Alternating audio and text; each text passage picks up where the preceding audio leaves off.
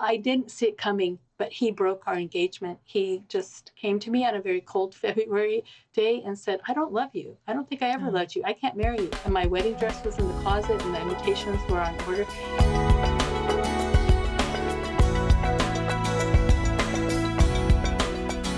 Yesterday, for some reason, I was like, let's read some Psalms. And so with my girls, I had Brooklyn read this verse, and it was kind of weird. I opened my Bible, and this was highlighted in my Bible. And I said, I want you to read uh, this verse. And so it's Psalm 119, verse 37. And it says, turn my eyes from looking at worthless things and give me life in your ways. And I just thought that's so relevant to where we are Mhm. today in our society. And as we've talked about with social media and movies and TV and all the garbage that our kids are exposed to, turn my eyes from looking at worthless things. Talk about that, because I think at least for myself, I find that to be a really big challenge with my girls, not because I don't trust them, but because I don't trust media. But at the same time, I can't lock them in a bubble and Mhm. keep them from it because it's everywhere. So talk about how we navigate through this with our girls. One thing we prayed for both our kids was for discernment. And that is a gift from God, and the wisdom and the understanding, the knowledge that all comes together with that. In my growing up in a family that went to church, I gave my life to Christ when I was 12. All through high school, I was a little bit boy crazy.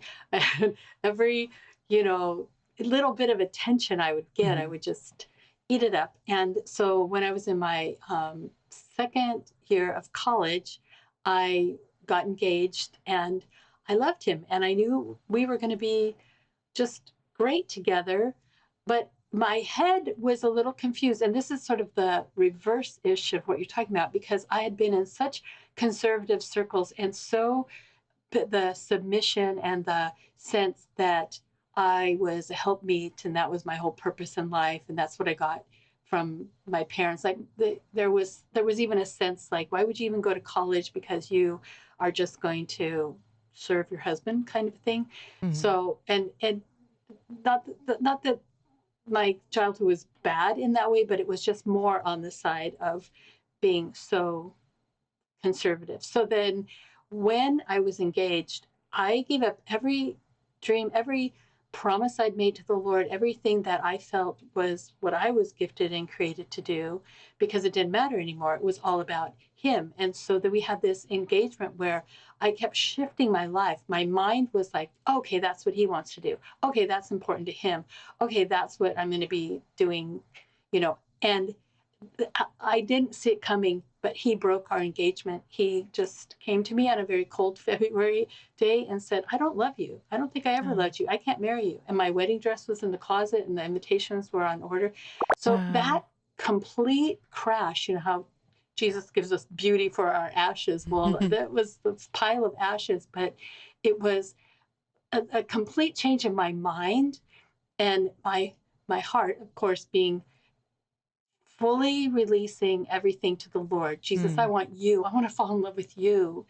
You are the bridegroom. You call me your bride. I want that relationship to be foundational. Even if I never marry, I want to find all my satisfaction and joy in Mhm. you.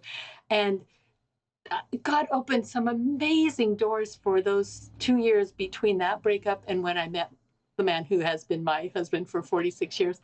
And I got to work helping as a correspondence secretary for Corrie Ten Boom. I mean, Oh, what a what a gift that was, and Brother Andrew. And I went to Europe and wow. I was able to smuggle Bibles behind what was then the Iron Curtain, and where Tricia's daughter now lives today. It's just Mhm. all the overlapping stories. So that, like, opening up what God really had created me to do. Then when my husband and I had been married, when I met my husband, one of the first things that happened was I was to drive his car on this youth event from one place to another, and I pulled down the visor to block the sun, and there was his prayer list. And the first thing on his list was pray for my future wife.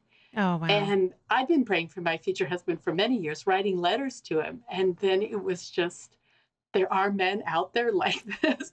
Yeah. So that union, that partnership was right, because we were then together encouraging each other. What is God asking you to be about? How can I encourage Yeah. you and help you along with that? And we're both saying that to each other. So Yeah. that's where the head became completely at peace, and my mind was focused on what it was that God had for me. And it was my husband who first said, you have to go to a writer's conference and learn how to write. You have to put all these stories down on paper. And I never would have if it hadn't been for him. Homeschool Insights is sponsored by CTC Math. If you're looking for a great online math program, visit ctcmath.com and try it for free. For more great homeschool inspiration and resources, listen to the Schoolhouse Rocked podcast every Monday, Wednesday, and Thursday.